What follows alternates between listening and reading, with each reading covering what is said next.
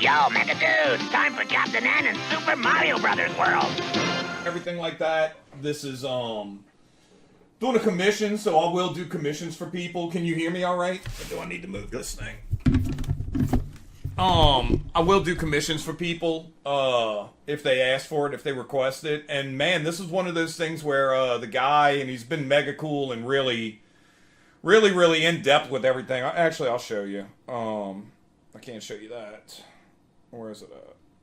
But dude, he wanted to. He bought a page from me off of eBay, and then he asked if I did commissions, and it turned into this really like fun and cool commission where he wanted me to design characters for him off of things that he came up with, and then basically put it in like a Ninja Turtle world. So these are characters that he requested, and then I designed and kind of like went wild with, and now we're putting them versus like foot soldiers and a Triceraton like in the Technodrome and stuff like that. So this was like a really doesn't happen that often.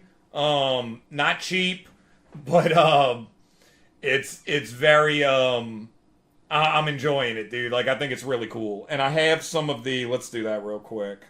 Let me get. So this commission is like he came up with the character basis, and you're just drawing his ideas for him.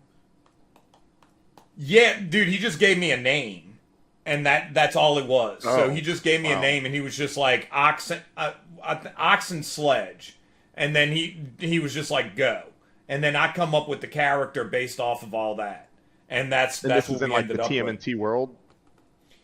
That he bought a TMNT page off of eBay, and yeah, that's how it all kind of started. And then he was like, "Well, what if we add another character?" And I was just like, "Well, it would be X amount of money, and we can go from there." And he wanted like a Usagi Yojimbo type rabbit, like a female rabbit. Oh, so this dude, was her. That's really cool, right? And yeah, and I appreciate that. And so I put like all kinds of little like like the details on her outfit or carrots and all that kind of stuff. And then, but then he wanted it more like warrior based or kind of have like more of an edge to it. And so I looked up Mulan, and I went with like a weird kind of geisha armored kind of mixed thing, but I left some of the details in like the hair and everything like that. And then for the other guy, he does a construction company. From what I don't know that much. You know what I mean? Like this is really all like up all over the place. And we just communicate through emails right now. But yeah, so he just gave me Oxen Sledge, and I was like, well, it's a construction company, like that makes sense. And so all back in the day, all the old like Playmates cartoons and toys for Ninja Turtles, they were all very like tongue-in-cheek kind of characters. Like you'd have like Leatherhead, he'd be like the Cajun from Louisiana alligator or whatever. You know what I mean? Like that's a good example of it. What's another good one? I don't know. They'd just be all over the place and stuff like that. So I wanted to keep it in that vein. And this is what I came up with him. See, I got the little Ninja Turtle back here and stuff like that, Leo. And when I was doing it, I was working on like chicken designs, shapes. Still picking at that. So yeah, we ended up with her, and then he still pecking at that. I am. I'm still pecking at it. And then he wanted yeah, dude. He said his Triceratons are his favorite characters. So that's why I went with them. So I picked the different Triceratons, put them in the Technodrome. Let me see if I have that open. Well, I can't do that right now because I have MOTU stuff down there. But yeah, that's what I ended up with. So I'm probably gonna hit up Phoenix Feather and see if she wants to color this to save me some time. I'm on a MOTU script right now. I'm hoping to finish it Monday. This is WrestleMania weekend, so the game plan is to finish it Monday, and that is then I'll move into this, and then possibly Time Kids after that. But I have another poster for a wrestler, Ace Austin, is coming to town, so I'm doing that after this. So it's been a busy week. What can we get the official WrestleMania prediction here now live? About what matches? All right, I'll give you each match. Hold on. Yeah, let's hear it. Because my mom just asked me, "Are you coming to Easter?" I said, "No, ma'am." Wrestling's on. Well, I don't really do Easter that much anyway. Okay. These are the matches. So tonight's matches, it's Saturday, whatever the day is, the 19th. So these are 2 days. They're doing 2 days again this year. Yeah, it's 2 days every year for like a decade now. Okay. I guess I'll just give them all. I'll just give all. I don't care about New Day and the Viking dudes. I don't care about that. Jade and Naomi. It's going to be Jade. El Grande Americano. He should win. Rey Mysterio's definitely going to win. Hold on. I'm gonna take notes of this, and we're gonna track how right you are. All right. Let me know when you're ready. Hold on 1 second. Now, Okay, I have so drawn. I have drawn WWE comic books, so I have a. So you're I have saying a little Jade a over little bit of Naomi. an authority here. Jade and Naomi. Jade's gonna win. I mean, Jade's winning that one. Okay. There could be surprises. I hope there are surprises. Be honest with you, I really do. Okay. And then what did you say? What did you say about the tag teams? Don't care. We all Okay. lose. Nobody wins on that match because it sucks. Okay. Okay. Then we have Liv Morgan, Raquel Rodriguez versus Bailey, and the love of my life, Lyra Valkyria. I think she's the most beautiful woman on the planet. I'm going with my girl Lyra. I would never go against her. Jacob Fatu, LA Knight.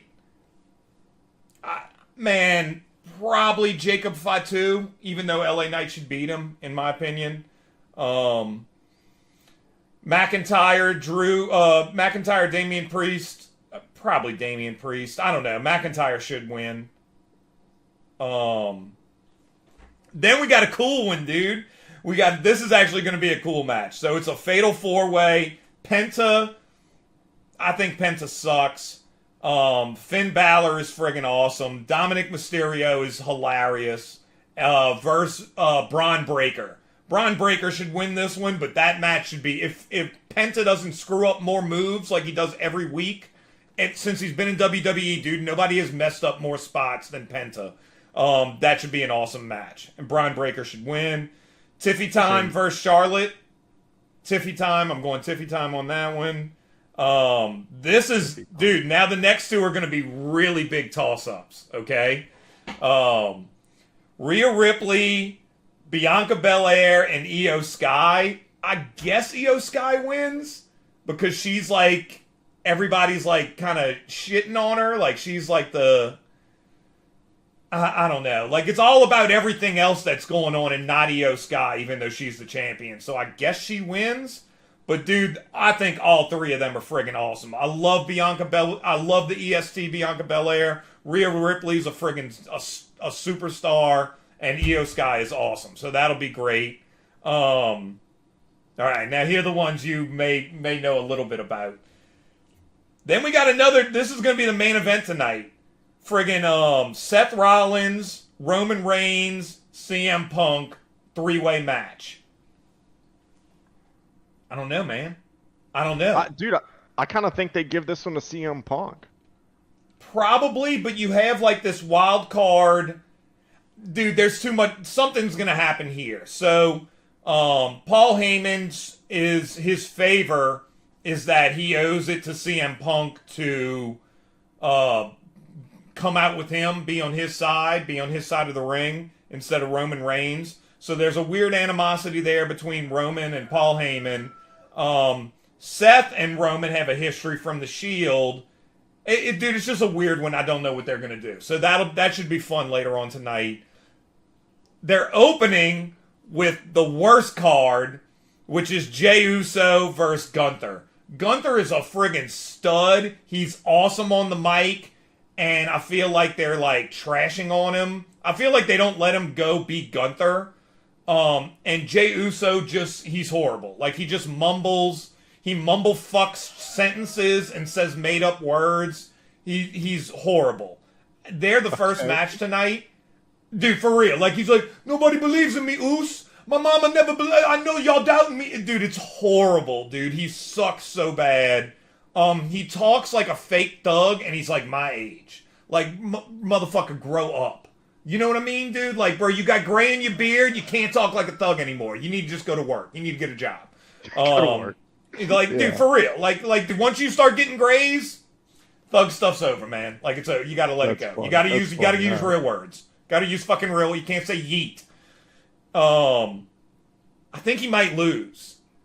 Because it's the first match. So I think they know that, like, it sucks. And so that would be a cool way to start WrestleMania is, like, fucking trick everybody. All right, so you're saying Gunther's taking it. I want Gunther to win. I want him to. Okay. All right. And then the main event for tomorrow is Cody versus Cena. Dude, I said it. Me and you talked about this last weekend. I think they're gonna give it to Cena, so he beats the record. I mean, but he has all year to beat the record. But then, like, what happens when he gets it? You know what I mean, dude? Like, then what do we do? Yeah, You he see what has I'm only saying? been. He has only been a part timer. Dude, he's barely Even that. now. He's barely Yeah. that. He shows up at random occasions. So you're gonna have the guy that has the title not be there? Like, I don't know. Like, that's a weird one. I'm looking at a Tiffy Time Kaiser TikTok right now. But then you have, so I'm gonna throw something else out there for the casual fan. So tonight is WrestleMania night, night one, technically. But before that is going to be NXT Stand and Deliver. And dude, you got some studs at NXT. Like, NXT is rolling, dude. And you have a 4-way match tonight with 3 of my favorite females, period. So you have Julia, Stephanie Vaquer, who I think is a superstar. Done, period, superstar. Everybody's gonna know. She's gonna be Rhea Ripley in a year. And then you have damn, who's the other girl? Julia. No, Jordan Grace. Jordan Grace is this bodybuilder chick. Friggin' massive bodybuilder.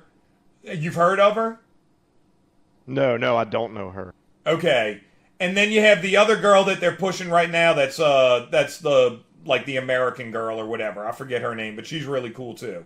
And they got a 4-way championship match tonight. Roxanne and Cora Jade are fighting. Like, dude, Stand and Deliver is going to be an awesome opening to NXT. So I'm excited about that. So I'm going to get sushi and then I'm done. I don't know any of the NXT. So there's a couple in here. So who's your official pick for the CM Punk, Roman, and Seth match? My official pick? Yeah, who you picking for that one? I guess Punk, unless Paul Heyman betrays him. But I feel like Roman and Seth are gonna battle. Like, dude, there's just like that's like a bunch of storylines. Like, I really don't know. Like, that's a. I feel like if Paul Heyman betrays Punk and does a cheating thing to win or whatever, then we fall back into the same storyline of WWE of what, a year and a half ago, when everybody was just bored of the whole Roman Reigns thing. I'm over Roman. I don't think he can talk. Like, he's really cool. Like, he's got awesome music. Like, he's visually cool. Like, you got to have him with somebody who can talk, though. He needs to be with Paul Heyman. You see what I'm saying? Like, Paul Heyman's the voice. He just needs to be that's why he was with Brock Lesnar, too. Like, CM Punk can talk. Both of them are like, CM Punk is one of the best on the mic ever. Seth, I love Seth Rollins. So, I don't know. He serves a purpose. Like, Roman's cool and everything, but he's just not, I don't know, he's just kind of I'm not a Roman fan. Me neither. So are we going Rey Mysterio or El Grande Americano? Oh, I mean, Rey Mysterio's winning, dude. But El Grande should win. Unless El Grande cheats. I don't know who El Grande is. And nobody does, dude. Nobody knows who he is. Oh, okay. He's a mystery, man. Nobody knows who's behind that mask. It's going to be Vince McMahon. Cody Sherm or John don't get Cena? the joke. Huh? Who are you picking, Cody or John Cena? Everybody knows who El Grande is, but Sherm don't get it. Who is it? Don't worry about it. Wait, what was the next question? Cody or John? I think Cody's got to win. Dude, honestly, I think we're gonna get some surprises because we haven't heard about The Rock. Dude, somebody said earlier that Randy Orton might be like part of that team and turn on Cody. Like there could be all kinds of storylines going on. And if they get Randy Orton to turn on Cody, then you have a situation to work on all the way to SummerSlam. Like that could be a cool matchup. Okay. And I love RKO. There's two more. Yeah, Randy Orton is one of my all-time favorites. AJ Styles and Logan Paul. Oh, nobody cares. I mean, yeah, there's another match too. I mean, AJ Styles and then Damian Priest and Drew McIntyre. I would like McIntyre to win, but I mean, they'll probably I don't even think there's a belt involved, so whatever. Who cares? All right. Just make it cool. Like I like Damian Priest, but McIntyre's like awesome. You know what I mean? Yep. Well, so those are our WrestleMania predictions. Yep. We'll see how it pans out. I dropped it in a Discord DM to you so we can see how it turns out. Okay. Yeah. What else you got, bro? I agree with most of them for the most part. We'll see. We'll see how it plays out long term. And I don't care. Like besides like a couple of them, so just to get that out the way, like Stephanie Vaquer, like I'm into that. Like I'm really hyped about that match. And I love all three of them, so that's great. And the new girl's fine. Like she's cool. She's good. She's good. I don't watch or really keep up or anything, so it's just whenever the storyline gets fun and I see it on Instagram or TikTok or whatever, that's whenever I jump back in. Bro, and then it's leading up to like a WrestleMania, you know? So for me, I used to watch NBA like religiously, like a lot. Like a lot of basketball, and sports have just gotten so bad and soft and football as well, like all of it. It's really not a good product. And wrestling in the last couple years they've righted the ship, and WWE is so good right now. I know some people complain about it, and it's not like Attitude Era or yada yada. Dude, it's a great product for basically fans of all ages. So if you have little kids right now and stuff like that, there's stuff for them. There's stuff for the adults. It's not too edgy like back in the early 2000s, late 90s, where it was just insane. It's just a fun product. And it's basically superheroes. You know? I'll never forget how old, like I can't remember how old I was, but whenever like Edge and what was his girl's name? Whatever, Lita or whatever. Leela? Yeah. Lita had like sex on live TV. Oh, dude, I'll never. Bro, that stuff was wild. I was in college, so I'm not watching it as much back then or at all. Yeah. But everybody knew Suck It, you know, like that was when I was in high school. NWO, all that kind of stuff, you know. But dude, once I went to college, I'm like not really watching too much TV at all. I might watch some basketball games and shit, you know. Things you get into different stuff. Yeah. So yeah. So I have some other things for you, dude, to check out while we're here. These just came in this week. I guess I don't really have the review. This is the review cam. I'm waiting on Triclops. So this is Hordak from the cartoon collection. I did the comic book, so let's see where it's gonna be at.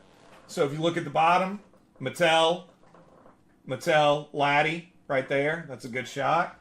So Hordak just came in, and Manny Faces just came in, who I thought was going to look horrible, and dude, friggin' amazing figure. Love it. Absolutely love it. So there's one more on this list, Triclops, and he's just too expensive, so I'm just waiting for the prices to kind of fluctuate on Amazon, and then I'll grab them. So those will go on my shelf. See if it adjusts. Yeah, the guy actually got it for once. And normally you gotta do it about 10 times. Dude, normally it'd take forever. And if you go to LattieInc.com right now, these are available. So new G.I. Joe cover, G.I. Joe 21 showcase exclusive. This is a reproduction of the vintage G.I. Joe comic, first appearance of Storm Shadow. It's a silent issue. Snake Eyes is a silent character. It's awesome. You can get them autographed. They all come with a sticker and some sketches. I always do sketches for everything. If I'm packaging it, any kind of comic or art, I'm gonna send some sketches and stuff. So those are available. And dude, those have been selling like frig. I told you about that. Yeah. That was how many friggin' times great. did you have to write Yo Joe? A lot, and I love it. Man, I'm telling you, dude. I almost have Time Kids ready to go. I'm probably this week. God, we're so close. And so I love doing that kind of stuff, man. And yeah, so dude, just mega blessed to be doing this. You got to work hard, but yeah, I'm doing so many like really kick butt cool projects right now. And that was one of them. So we'd like to do more. We want to do more, but we got to sell these and then wait for the right, whatever the right book is to do. And those things vary. You got to get X amount of books. So I got a big old box back there full of them. And then I have a P.O. box, so I'm running all these to the post office myself. I had like a nice assembly line going this week of stickers, drawings. Dude, it was a lot of work. But I love it, man. Most importantly, what's really cool about it is it's boxed by Lattie, so it's tariff-free. Well, what, Tara? Tara what? No, tariff. Oh, yeah, no, it is tariff-free. I did send one to Canada and the UK. I almost wrote something about tariffs on it. That would I thought about it, and I was just like, nah, I don't want to do any. Like, I was gonna make it funny, no matter what. Like, hopefully, it would be funny to anybody that read it. But I was just like, let it go. That would have been pretty funny. The thing about politics, and this is why I have an issue with politics in comic books and in movies and stuff like that, where I have a major issue with any kind of social or political thing, is that, dude, if you do something like that, it then becomes you date it. It becomes like a dated thing where if you do something that's like a more overarching concept, like hero's journey or what it feels like to have your heart broken or be in love, or dude, those are things that are timeless and are going to last forever. You're always going to feel for Superman longing for Lois. You're always going to feel for Peter Parker wanting to be with the hot girl next door and then being a loser. Those are eternal concepts. Tariffs are not. You know what I mean? So I was just like, nah, I'm letting it go. No, that's a good one for sure. That's pretty funny though. It is. If you would have wrote something like that, depending on what you would have wrote, sometimes they can be sensitive topics. So the ones that went, so everyone got drawings. So everyone I sent out had some drawing. I don't have any now. Everyone had drawings. They're in the Discord. People can pop in the Discord and check it out in there. Yeah. So everyone, I do like a little drawing on it, write a message, and I mix it up. Like, it's not the same thing every time. And then I have a little postcard that I put in there. I draw something on real quick too. So it's something on the box, something on a postcard. You get a sticker, and the comic itself autographed. And the ones that went out of country, I wanted to make sure that I did a little something extra. Because, dude, I forget what the price was, but they're paying a lot for that book. And so you got to do a lot of stuff with customs and things like that when you're sending those out overseas. So the weight's got to be right. You got to, whatever. There's a bunch of little stuff. So I wanted to make sure I did some cool stuff. So the one that went to Canada had Wolverine on it. And it says, like, have a Labatt blue waiting for me, bub, and stuff like that. So that'll be, hopefully they'll be appreciated. And yeah, that's pretty cool. I'll see that one. Yeah. To Canada, bub. Yeah. I can't read your handwriting on it, but yeah. It's that tagger. I got that tagger in me, bro. That graffiti in me still. That's funny. That is true. That's what it is. Dude, you do the same thing that I do. Even like if I'm taking notes for myself or anything, I write in all caps so I can read it. Yeah, there's something to that with the mail also, which is really interesting. But yeah, there's something that I used to watch all kinds of videos on it. There's all kinds of like mail hacks where if you write everything in capital letters, it's supposed to like make a difference and stuff like that. Dude, there's a lot of stuff. Like there's a lot of stuff. Mail? Yeah, there's a lot of stuff with the post office. You'll notice that if something ever comes to you, it's going to be from like a company. It'll be in all capital letters. There's all kinds of weird shit. I don't know if it still stands. Dude, I'm looking at this piece of mail that I received today, and it does have all capital letters. Bruh. There's all kinds of... There's the mail, the post office is wild. And there are all kinds of crazy hacks that go with it. I don't know them all anymore. Like, I've seen people do it and, like, get... Like, saying sometimes you gotta ask. Like, it might not be something you're gonna, like, get away with early. But, yeah, that's one of them. There's all kinds of little weird things that you can do. Post office is cool, man. Yeah, dude, nothing makes it past you, I swear, man. You'll sniff it out. What? What? The post office? I just work from home, brother. Whatever it is. I just work from home, dude. So I just get on like little rabbit, I go down rabbit holes on different topics. What was it this week? I got a bunch of seeds. Did I bring them in here? I wanted to bring them in. Oh, dude, I have something else too. I don't have them up on the website yet, but these are also available. G.I. Joe sketch covers for G.I. Joe 21, so I can do like a full-blown sketch on there. I got to decide prices on it. It's really going to depend on what you get. I need to put them on the website. So whenever you do things like that, I think I kind of already know the answer to this by knowing your art style a little bit, but whenever you're sketching on a sketch cover, do you like just doing like just a basic one character, or do you really like going all in for a full page,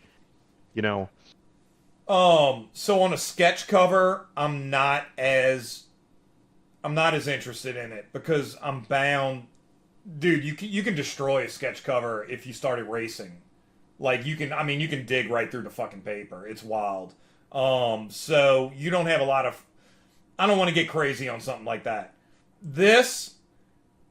Technically, this is not what the dude asked for. Like what he paid for was 2 characters on a cover. That's it. And then like I just was like, the dude's been mega cool, and I can tell like he's into it. Like he's really he's very thoughtful and deliberate about what attributes the characters have and what they're wearing and stuff like that. So I can tell like, dude, that's a factor here too. I talked to the MOTU writer, the He-Man writer, Joshua Sky. He wanted to talk on the phone, and I didn't know I still don't know why he wanted to talk on the phone. I don't know. I guess just to like touch base. I don't know. Like it was never like he just wanted to talk. Maybe he just wants to be your friend, dude. No, dude, he is my friend now. But I'll tell you why. So at first I'm kind of like, okay, like yeah, sure, dude. Like like when you're doing comics or any kind of like stuff like this, you don't interact with people that often. Like dude, I had editors at IDW that I worked with for like a decade, and I've met once in person. Or dude, I know a guy. Hey, dude, I gave him a special thanks in the book. David Hedgecock. He was the editor-in-chief at IDW, and he was a co-founder of Ape Entertainment. Like, he's the reason I have a career. Dude, I've maybe been around him twice in my life. You know what I mean? And I consider him a damn good friend. Like, dude, I owe him a lot. I don't know if he knows that. I owe him a lot. And there's a page back there that's for him. That one. Because he wanted to buy it from me years ago, and I guess it was too expensive, so I'm just going to give it to him. I'm waiting for Time Kids to be done so I can send him a copy of that. So yeah, you don't run into people that often. And yeah, dude, like we talked on the phone, and man, you could just tell he was really, really into He-Man. He works at Netflix, and he was just excited about it, about the projects and what he was doing, and he was asking me stuff, and it was just cool. And so, okay, now to combine these two things. So when you get a commission and the guy is that detail oriented and that specific, and you can see he's really thinking it through, even though like he may have a career or work in an industry that doesn't have any creative output, where he doesn't have time to like become an artist or whatever. Like, dude, he's probably living vicariously through me creating these characters. He just wants those details in there, bro. So it makes you want to work harder, right? Like now I'm just like, well, fuck, dude. Now I want to make sure this dude gets, I'm gonna kill this for this fucking guy. You know what I mean? Like, I'm going all in, dude. Like, we're having Technodrome. Everything, that all the details are gonna be precise. Every Triceraton I can think of is getting in this thing. Dude, instead of the mom tattoo, the tattoo says Moo on his shoulder. And so, like, yeah, when it comes to the He-Man minicomics, same with Joshua Sky, dude. I just really appreciated how much he was into it, and we started texting a little bit now, like, kind of just whatever, just BSing. And yeah, dude, I just appreciate that. Like, now that I know he's that into it and he's not mailing it in, like, not that I was gonna mail it in anyway, but it's like, all right, like, okay, all right, fuck, okay. Like, dude, let's go. Okay, now there's 2 of us doing this. Like, let's go, man. Let's make this the best. I told him, I said, let's make this the best motherfucking, I don't want to curse that much, but let's make these the best ones we can. And in my mind, whatever, dude. I mean, you know, it calls for it at times. But you don't, like, the way I see it, this is it. Like, this is the end of He-Man in this form. Like, this is the truest 80s. He-Man Origins is the real deal, okay? There may be He-Man figures later. I don't think you're going to get them like that. You may just get He-Man in another incarnation. And so, to me, that means that mini-comics may not exist moving forward either. So, these may not be around into the future. And so, what's one of my goals for the next couple of years? I don't know how long we'll have to do it. I want to finish He-Man, bruh. Like, I want to take it home. That is, and I told him that. I said, bro, I was like, I want to finish He-Man. I want to be part of ending this story. When it's all said and done and those last Origins figures come out, I want to be there for it. Like, so that is a goal. And I will. So, yeah.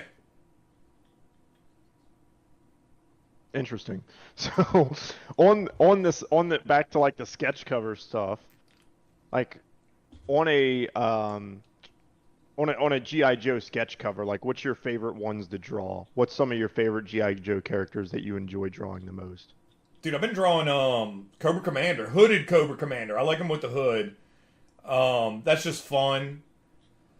I'm getting better at them just because I've been messing around with them for so long, and I kind of understand the sunbow and the animation. Dude, I've done a decent amount of G.I. Joe at this point, so I just have a good grasp on it. I like those kind of characters. I did a Sergeant Slaughter print. That's back there. Where's it at? Right around there. Yep. And that, let's see if we can find that one. Let's see what G.I. Joe I got. Oh, dude, and the other thing about this is so unique, dude. This is so interesting and unique. So this is G.I. Joe 21, which is the Silent Mission book, or whatever you want to call it, Silent Mission issue. And when I was at IDW, hold up, knocking over all kinds of Star Wars figures. When I was at IDW, I guess just because of my age and where, dude, I don't even know, bro. Like, that life is just weird sometimes. Life is kind of funny, but I guess because of my age and what I'm doing and, like, the niche that I have in the comic book industry, like, I've been part of a lot of 40th anniversaries. So, man, it's unbelievable when you really think about it. Like, the odds of that are crazy. And one of those 40th anniversary things was G.I. Joe. And so we did a G.I. Joe 40th anniversary issue for IDW. And you can see on the back, let's see if we can get it without a glare. Probably not. So that's my artwork. That's my artwork. Probably be too hard to do with the camera, but it says, what is it? All right, so whatever. It's or Larry Hammond's original vision. 22 pages of new art, each by a different artist, including the likes of Rob Liefeld, Tim Lattie, and then a bunch of other names who are all probably studs. So for the 40th anniversary, we worked on issue 21 of G.I. Joe: A Real American Hero, and we all took a page and did it. And that you can find, it's on Amazon. It's I got the hardcover and the soft cover over there. And then now I do another one. So like it's just kind of cool to I will show you something cool. So it's kind of neat that I was able to work on the same story twice. Probably very unique. And something that I did was, since I had already worked on it before, I used some of the images from the 40th anniversary on the cover. So some of these like buildings and planes and all that kind of stuff, dude, I just grabbed from the work I did on that other issue. So they kind of connect a little bit, if that makes sense. And it's kind of like a nod back to it. So, yeah, dude, possibly, maybe very possibly the only man to ever work on G.I. Joe 21 twice. So, there you go, dude. Dude, I know that's something that you do in your art a lot, that I'm not sure if that's across the comic industry or if that's just a Tim Lattie thing, but I know you like do a lot of like callbacks or like homages in your art in each page, and I think that's something that's really cool. Like looking at like the TMNT SMAs, like your chickens are all throughout the book, you know, and you have like little, I don't want to say hidden things, but little background things about each chicken, you know, and I just think that's really cool. Yeah, I mean, dude, that's where the idea for the cartoon came from. So it's just, was it you? You were asking me the other day. You were like, oh man, when are you going to work on Time Kids or whatever? And it's just like, dude, I want to dedicate some time to this. If we're doing it on Saturdays, then we're going to do it on Saturday mornings. And then I'm going right back to He-Man, and I'm going to do that for the rest of the day until WrestleMania. I might go get some sushi or whatever, and then I'll go back to that. As far as like the Easter eggs, and it's a good time to use that reference. Yeah, When Easter's that. tomorrow. Like, oh, what a reference. Yeah. I don't know, dude. It's just one of them things. Like, if you love what you're working on and you have passion for it, why wouldn't you? And it had an effect on your life. Then maybe you wanna symbolize those things. Maybe people get it, maybe they don't. But you want to put those things into your work. And most of the time people probably don't see it. Most of the time people don't get it. But it's just kind of my nod. I remember doing not G.I. Joe, Ghostbusters. We did the Ghostbusters only issue for Extreme Ghostbusters. The only issue. And man, I threw a bunch of the animators. There was one guy, Finn Barlow, I believe his name was. He was the main designer for Extreme Ghostbusters, the cartoon show. And so you'll see they're walking around the Central Park Zoo, and some of the street signs are the artist names that worked on that book. He's an Australian animator. He probably knows nothing about it. You know what I mean? I have no clue what he's doing now. I don't know anything about the guy. But his art is awesome. So I felt like it was, you carry on tradition, bruh. You are not here, in my opinion, and I very firmly believe this, and this goes back to all the current TVs and movie and stuff like that. Dude, you're on the back of other people's work when you're doing stuff like this. So show some tribute, show some respect, right? So whenever you get into a new project, right? So you're working on Ghostbusters or G.I. Joe or whatever that looks like, MOTU. What's the balance of like staying true to that style of MOTU, of Ghostbusters, versus putting your own Lattie twist on it?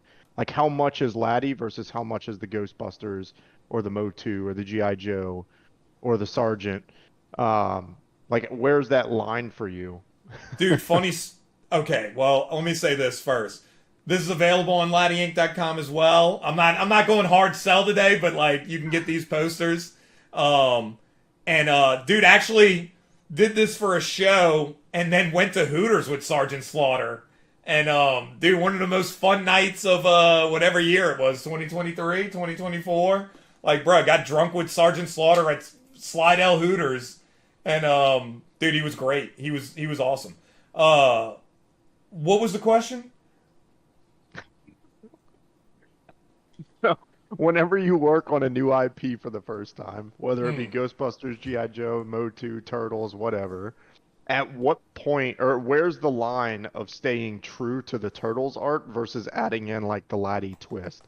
Like, if you were to say like, oh, it's 50-50 or it's 70-30, like, and what does that look like to you? Um, I'm I'm just thinking about what I want, like what I would want as a reader. So again, I'm clearly like a fan of all this stuff at the same time. I'm just thinking about like what I would want to see, and that's something that really frustrates me with a lot of the artwork on like TMNT SMA on Saturday Morning Adventures. Dan nails it, but then all the other artists don't even come close. There was another dude that was really talented, but like, dude, the whole goal is to make it look like the cartoon. So make it look like the cartoon. Comic books, you can start playing around and doing whatever you want when you're doing like, okay, so Ninja Turtles Saturday Morning Adventures, which I did. You can, it's supposed to look like the cartoon. Make it look like the cartoon. You can add a little bit of yourself. I don't know what the ratio would be. So when I start drawing, I'm just going to draw how I draw. So like on something like this, I'm just drawing how I draw normally. And then I come back in and I start putting in the details to make it look like the cartoon or whatever the source material is that I want it to look like. But a lot of the motion and a lot of the like the hands or whatever, a lot of that's going to be me. So I'm in there. I don't know what it is. Maybe golden ratio, 75-25. You know, that would be a good thing. But that's like totally like a Lattie fist. You know, like no doubt about it. I mean, like straight up. So those are my arms. That's how I would draw that. You know, but then it looks like Sarge. But he's doing I do the exaggerated expressions. So it goes back and forth. It really depends. Dude, it's really a vibe thing. You're really kind of like feeling it. I know it's not science. If it was science, everybody could be like, well, put this ratio. Just like your muffin analogy. Would a stream or anything else like that. Dude, you might not know. You might have to just kind of taste it a little bit, see how Figure it is. Right, like, okay, I'm feeling this. Like, I like the way this looks. Okay, let's go. The He-Man stuff I'm doing, let me see if I can pull it up. I mean, if y'all see some He-Man, you see some He-Man. I can't do that one. So, this is a good one. This is a good example. Where is it? So this ended up being like my main He-Man model. I'm trying to make it look like the toy, but that's got a Lattie chin. Dude, well, I mean, it's got a firm, whatever. But dude, the hair looks like He-Man. The eyes, the eyebrows and stuff like that. Like I'm trying to make it like look as much like the toy as possible. When you get into some of these like other characters that aren't like, dude, she didn't even exist until I drew her. That's the first time she existed right there. Got a nice little tush shot. You got the little dotted line tush in the background through the see-through skirt. So, like, I can do whatever I want with her. You know what I mean? Like, I can kind of go wild. But I want him... So, as we're working on He-Man, MOTU, Geldor doesn't exist. So, I can do whatever I want with him. I just make him look however I feel like he should look. Right? Like, that's all pretty much Lattie. But when we get to him... It looked like whenever you read Geldor, you were like, oh, this screams Mr. T. No, so he existed beforehand. He was a character in one of the early He-Man minicomics, but then that was it. He disappeared after that. So from like 1984, 85 on, he didn't exist within MOTU lore. And they're bringing him back for MOTU Origins. So this was his first figure, and this was his whole backstory, which Joshua Skye and I got to do. And so I was looking at the art of that a little bit, and then just kind of doing my own thing, basically. So it just kind of became its own thing a little bit. So, but I didn't have that hard model. There was a little more. It was a little more pliable to play with. He-Man. So you said earlier about like being a fan. So what you just said right there about your boy Geldor.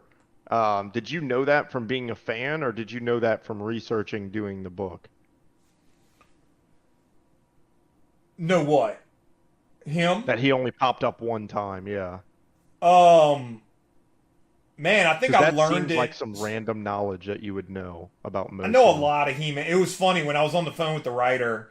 he kept saying stuff, and I wasn't saying anything. I was like, all right, like, oh man, you got to check this out, and I'm like, I might have to do that. But in my head, I'm like, I checked it out, brother. You know what I mean? I told him that eventually. I'm like, all right. I was like, I've read them. I looked. You didn't want to be a know-it-all on the first call. Yeah. I was just kind of like, no doubt, dude. But yeah, so I had read the Geldor book, but there's not too much going on. He's trying to like go get a tree or save like his beloved or whatever. But this is the first time you get to see her, and I don't know, dude. Like, so life really does. There are things that happen and you don't know why they're happening until later. Or there are things that you might do or feel. Dude, like that LATSTREAM logo, I did that right before I started working on TMNT. And then all of a sudden, all the TMNT stuff just fell out of the sky and landed in my lap for 2 or 3 years. It was wild. And with He-Man, dude, I was watching a lot of Spectre Creative. He was the project manager on Masters of the Universe. He was the guy behind Matty Collector, and did the He-Man Classics line from like the 2000s. And he did a ton of videos that really broke down, like, very, very in-depth, broke down He-Man mythology and lore. And so I would watch those videos like multiple times for a long time. And so I just have like a really good like base. And then I grew up with Masters of the Universe, so I know it anyway in general. And then I read the minicomics. So I've read all the minicomics already. Growing up with it, knowing all these things and being a fan, like where did you notice you started transitioning from being like Tim Lattie the fan to like Tim Lattie the artist of the property? Does it change? You know what I mean? Like, does it ever change? I'm into it because it's so the pages I'm doing right now I can't show. I mean, it's not going to matter in a couple months, but whatever. You're not supposed to show them. Sidetrack. So what's going on right now, currently, as of whatever 4/19/2025, is that I'm doing a lot of the Club Grayskull. So SHRM don't even want to hear this, man. SHRM was so disinterested in that story, he left the room. He left the podcast. Dude, all I care about is Club SHRM Skull, you know? Yeah, SHRM Skull, dude. We should do a SHRM Skull. So what they're doing now is, in this perfect transition. So you had Scott Knightlick with Matty Collector, and this essentially is going to be something similar to the He-Man Classics, where it's going to be a subscription service where you pay to be in this group, and you have access to these figures that you're not going to be able to get anywhere else. And then we're also going to have all the figures that are going to hit the stores. Like, that's all coming too. Like, I mean, dude, these are all on Amazon right now. This is going to be going, this is wave 2 of 6. So this is going to be going all year, dude. There's a lot more MOTU coming that I'm already long done with. And now I'm working on Club Grayskull. And I'm doing a lot of those. I'm doing those mini comics. So that'll be 1 to a figure, where these are 2 or 3 to a figure. And dude, my MOTU collection, that shelf back there, I'm already thinking like, I'm already on 2 shelves out of 3. And then that's Ninja Turtle box, NECA stuff, NBA stuff, NECA stuff, Shredder's Revenge stuff. Dude, I'm already... You need to drop a picture of that in the Discord, because that thing is getting interesting. Well, dude, I'm gonna run out of shelf space with He-Man figures by the end of the year, and I'm already thinking like, where am I gonna put them? So I'm already like going through my head like, how am I gonna adjust? Like, I'm either gonna have to find a new place to put them, or they're all gonna start going like sideways instead of I don't know, but it's filling up, and yeah. So if you join Club Grayskull, I get nothing from it. Definitely tell them you love Lattie's artwork if you do. So I keep getting more, but I've been slammed. I'm on my 3rd Club Grayskull just started, and I'm on my 3rd script right now. I'm gonna finish it over the weekend, and hopefully there's another one following. But yeah, man. So where were we going with that one? I don't know, but whenever you sit, like, whenever you're done with a project, do you ever sit down, take a laddie, and like open up the books and read them? Like, are you reading also, or you get that experience while you're drawing? Dude, a lot of times Travis goes. Dude, a lot of times I don't read the script while I'm drawing it, dude. Like I just kind of, I'll just feel it, bro. Like I don't read the dialogue too much. I kind of get like a rough. Okay. You say, oh, he's angry. Okay. No, I'm feeling it while I'm in it. I'm creating it, dude. I'm Joshua Sky is giving me like, he's giving me a template of a story. And then I go and do then I go and embellish and do all kinds of other kind of crazy stuff. So I'm taking like things in the background. Like Attorney is not in this. Attorney is not in the story. Like there's a lot of stuff I'll start throwing in all over the place just because. Oh, this is where I was going with it. So I'm doing a lot of Club Grayskull now, and there's not a lot of He-Man in the stories. It's more character specific. So it's going to be telling you the origin or some kind of story about a certain character. And I'm not getting as many He-Man pages as I do on some other stories. But like I go harder on those He-Man pages. You know what I mean? Like I haven't seen what, I guess this isn't really like spoiling anything. But like I'm always going to make sure Teela's up in center, looking really, really pretty. I'll always want to make sure I want He-Man to be really. I want him to be fucking He-Man. You know what I mean, dude? Like I don't want him to be like. Does that make sense though? Like seriously, like there's like when you're doing the cartoon version of He-Man is very hey, swashbuckler, goofy, smiley, do the right thing. But like the comic book version, the comic book He-Man, fuck, dude, fuck. He's fucking, you know what I'm saying? Like, dude, he's just this guy. He's just this bulky Chad that decided to get on the back of a tiger and just go off looking for adventure all throughout Eternia. Like, that's how the comics really start. Like, he just, like, dude, the dude just one day he just gets up and that's it. That's how He-Man starts. Like, hey, man, dude, I'm fuck this town. You know what I mean? Like, I'm going and I'm just going get into some, what is out there? What's out there for me to see? It's awesome. And then he runs into the Green Goddess and let's look it up. And then she gives him some gear. And then he sees like a demon. There's this beautiful redheaded woman lounging by a lake or a river, and some demon and a monster are trying to like marry her and grab her, and then he goes in and saves the day and then battles this monster, and then he saves the damsel, and then they ride off on this green tiger into the sunset of Eternia after they have a battle at a skull castle. It's amazing. It's awesome. And then it got like fiddle fuck down to like whatever we get now. And then the new movie's going to be ass. Nerd. Huh? You're such a little nerd, dude. No, I'm not a nerd, dude. I just love it. Talking about like Buff He-Man versus Weasley He-Man. Yeah. Like in the comic versus the show, is that because of like how the art style has to be for a show versus a comic? No, so it had to happen with it does not have to. It's not the art style. It's not. It's so. This is where you're. Let me help out. I guess my question is like in the show you can't have like as sharp and detailed lines because they're moving more, right? Correct, but that has nothing to do with tone. Okay. So two different things going on there. So you're conflating like tone with style. And so like the tone of the mini comics originally was just like Conan. Like if you ever see the old Conan movies and stuff like that, like there was no Prince Adam. I'm not a Prince Adam fan. Like there's a nostalgia aspect of Prince Adam that I like, but that came later on. So it's just He-Man. He's just this buff dude like going do stuff. He's Conan. You know, like he's a warrior. And so there's a different tone and an attitude to that. And those early mini comics, let's just find it real quick.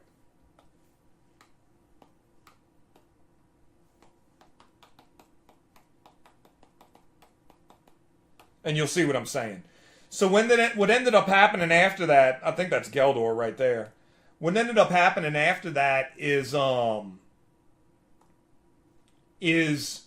you got DC made a 4-issue miniseries, and they basically made him Clark Kent. So they gave him an alter ego like Clark Kent had, and that was Prince Adam. So it gave him kind of this thing that he'd have to do. It's exactly the same thing. He has to disappear. Prince Adam is the goofy, I dropped the water. I can't do anything right. But then he disappears and he becomes like the greatest of us all. And then when you get to the cartoon show, then they made it a lot more kid-friendly with Orko and all that kind of stuff. And dude, it's a good show. But like those original mini-comics, so here it is. Like that's him leaving to go... Let's blow it up. That's it. Like this is your backstory. I'm Savage He-Man. Like I'm just like this. I'm like the baddest dude in the village. And I don't know, I'm just bored. So I'm out of here. Peace. Like, that's it. That's it. Okay. And then where does he go next? Because Dude, with that art, we need to change his name to Thigh Man, because them things are ripped. Dude, this guy killed it, bro. Like, whoever drew that, like, friggin' killed it. Bruce Timm did a bunch of them. The guy that did Tiny Toons and Batman the Animated Series and stuff like that. So then he meets up with... And so the toys came first, and they needed a way to let kids and parents know who these characters were. So this is your first introduction to He-Man, and that's what the mini-comics come from. They're telling you the story of who these characters are.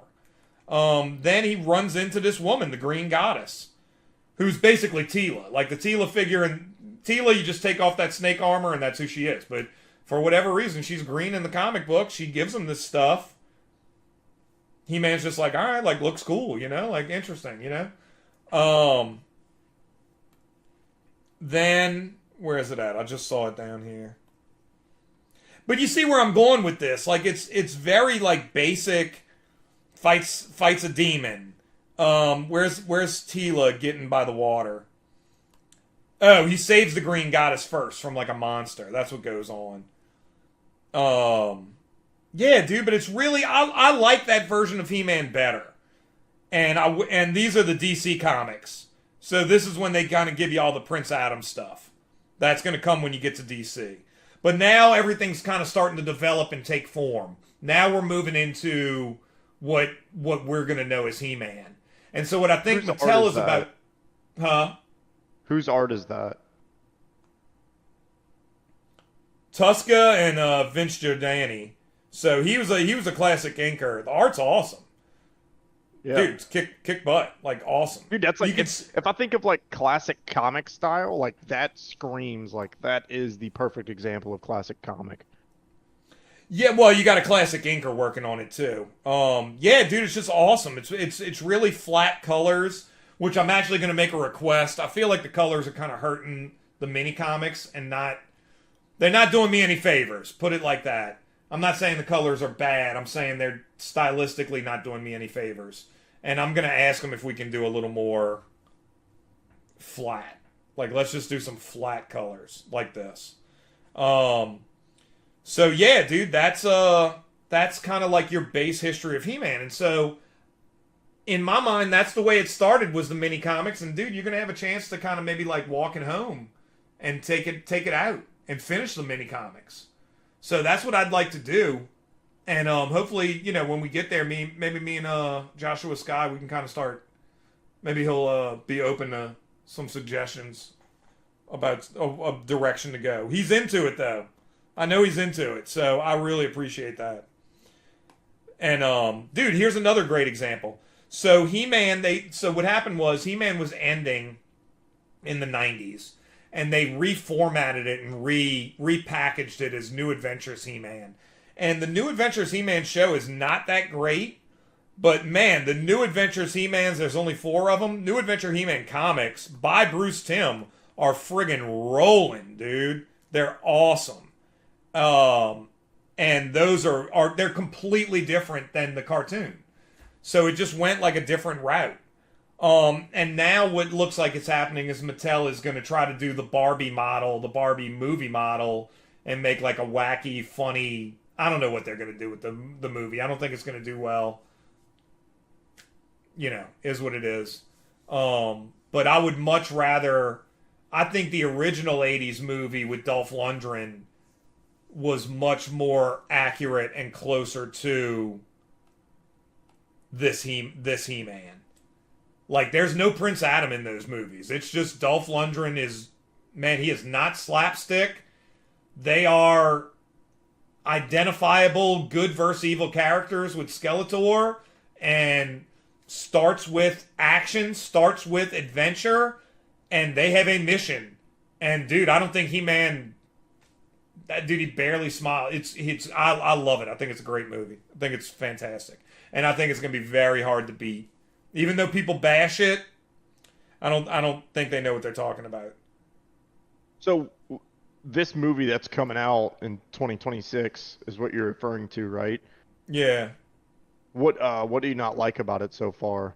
The cast, or? I don't like the casting. I think that's a massive mistake on a lot of the Idris Elba is a big hard no for me. Massive. Already right there, it shows that. So let's combine these things. We just spent like a while talking about carrying on tradition, right? And knowing where it came from and showing tribute to that. And when you come in and you do casting like Idris Elba or some of the others, it just shows that you don't care about the source material. And I have a feeling you're probably gonna it's not gonna be a good film. And I would go out on a limb and just say it's not gonna do well. Will it hurt the comic books themselves? I don't think it'll hurt He-Man Origins. I don't think it will be bad in the sense that a He-Man movie will give eyes on the property. So in that sense, it's fine. But as far as like the movie itself, it doesn't seem like it's going to be good. And I think the casting is just, he's number one for me in casting. Poor choice. So we'll see. And I think, dude, and for obvious reasons, like it's very obvious. But like even like Evil Lynn, so you have Alison Brie, who I love, and she's very beautiful, and she's getting a little bit older. You can kind of see that in the new Target commercial. I'm not bashing her; I think she's gorgeous. And if you ever watch Community, she's this really sweet, lovable, innocent character on that show. And man, dude, she might have been a better sorceress in hindsight rather than an Evil Lynn. Like, we'll see. But I'd rather. I think that's. There's like hardcore, like this is a disaster casting, like him. And then there's other like subtle casting. And the dude playing He-Man, he doesn't have that. Dude, he looks like a pretty boy. And so you just heard what is appealing to me about He-Man. Is the ruggedness. Dude, it looks like he's been through some shit. Like he's not, like I guess he's like a little bit of a pretty boy, or dude, you don't get those muscles in that village from not fucking doing something, okay? I don't see any Anytime Fitness back there. You know what I mean, dude? Like he's a warrior, he's a hunter, he's probably seen some shit, dude. Probably lost some friends, but probably has some depth to his character. And I would need that in my casting as well. And I think Dolph Lundgren, man, he had that grizzled. There's something behind those eyes. Like there's something to him. There's something to him as a person that translates onto the screen. And this kid, I don't know, just looks soft. I know he's bigger than me and whatever. You know what I mean? Like muscular, but like, dude, it's just a Hollywood product. And it just doesn't work for me. Like, he looks like a model, not He-Man. Like, I want He-Man. I'm looking at pictures of him for the first time. Sucks. He does look like a model. Dude, it just sucks. Like, it's going to suck. And I don't want to be negative or whatever. It's just, dude, the movie's going to... Idris Elba let you know immediately, like, okay, they don't give a fuck. They don't care. And then when I saw it was all on Earth and everything like that, I was like, okay, we're just going to be doing Barbie. We're doing reverse Barbie now. Where Barbie went from Barbie world and went to He-Man world, now we're going to do, we're in whatever, wherever. They look like they're at the mall, and then we're going to go to He-Man at work. Oh man, look. Oh, you were always He-Man, but you were stuck on this planet, and now you're here. And he's wearing the pink shirt, and they're trying to be tongue-in-cheek, and it's just like, dude, go back to this. And people, you can say whatever you want about the Kevin Smith show. My boy, Kevin Smith, who I will never say anything negative about. Love him. Dude, I thought that was an okay show. I thought it was a pretty good show. Like, dude, somebody knows the source material. Man-at-Arms looks like Man-at-Arms. He-Man looks like He-Man. You know, like somebody, dude, they're doing cool stuff. You may not, you know, I don't know. It's much better in my opinion. So what was necessarily wrong with that show? Was it the script? Because I remember the show. I know nothing about it. Yeah. I think it was no. I mean, there was a lot of stuff that was going on with it culturally at the time. If you look at the opening credits of that show, it's out of this world. Okay? Like it's wild. It is like everything you'd want out of He-Man. Okay? In the sense that like it has Easter eggs, like it has toy references. There's what the hell is it called? I don't know. Rotuns? Like there's all kinds of like cool, you're like, oh my god, what is going on? It's this epic battle, He-Man versus Skeletor. There was bad casting in there as well. I think Mark Hamill was horrible casting, because all I hear is the Joker. I wish they'd picked somebody else. But then you didn't have He-Man. Like by the end of the first episode, He-Man's gone, and now it's all about mopey Tila, and everybody's sad and beat up. And then it's like 6 episodes of them like crying, and there's just no, it doesn't have that swashbuckling, I'm He-Man and let's go, you know what I mean? Like, fuck, I'm Man-at-Arms. Like, dude, I'm Duncan. This is what I do. I defend the castle. Like, dude, we're going to get it. Like, we're going after this. Like, I wish it was more like that. Like, no, motherfucker. No, you are not coming into Eternia. Like, I wish they were more like some gung-ho, like, Marines or Green Berets or something like that. I saw a TikTok last night about this infantry dude. He was, like, talking about how he wants to get demoted so he could stay going to war. Like, I kind of want him to be like those dudes. Like, just these... they love it. Like, they understand there's consequences. They understand that there's... Dude, people can die. Your friends can die. You know what I mean? Like, this is not like kid games. They take it seriously, but it's also just who they are. Like, dude, they are just made for this. And then they go out and they do their jobs well. You know what I mean? So it's like a police dog. You know what I mean, dude? Like or a bomb sniffing dog. Bro, it's dangerous work. But them dogs, like, that's what they're made for, man. And they go out there and they do what the fuck they're supposed to do. So that's what I want out of He-Man. That's what I want out of Duncan and Tila and stuff like that. So, yeah. And I think that's what turned me off to it, is that you had like 4 or 5 episodes where they're all just fucking crying. And then the show kind of redeems itself. And then season 2 is a lot cool. It's really fun. So that was my issue. All right. I never saw the show, but dude, if He-Man had to go get a like real day job, what do you think he would do for a living, like in today's world? I don't know, dude. Maybe a Marine or a Green Beret or like one of those dudes, like some badass. I don't know. Does he get a police officer? Something, you know, something. Again, dude, you don't get that physique in that atmosphere. In that, like, you know, like, dude, you got to be that dude. And part of that's probably going to be genetics as well. I also I don't like the trope of he picks up the sword and then he's this giant muscular figure. Like, I don't like that. I like that he had to put in some kind of work. Maybe there's genetics. You can't pick how tall you are. But dude, he was battling animals to look like that. He's carrying a spear. They're telling us what we need to know about him. You know what I mean? Like, this dude ain't as big as him. Look at these fucking guys back there. Like, they're not that big. You know what I mean? Like, they're not defending the village. He was. He was out there. He was up to some shit. His clothes are tattered. They're ripped up over here. All these dudes, all their stuff's in good shape. So he was their defender. And for whatever reason, he just decided that day, like, hey, I'm going out there. I'm going to check it out. And hey, y'all are all good over here? Like, I'm going over here to see what's up. I need to find a woman, whatever he's going to do. But he's got that call. So the hero's journey, the call to adventure. That's literally what it is. Call to adventure. You have allies along the way that give you things. You know what I mean? I'm sure there's some point in time where he fails and then he has to come back and finish the mission. And then when everything... Bruh. I love when something comes together for you, dude, because your reactions are great.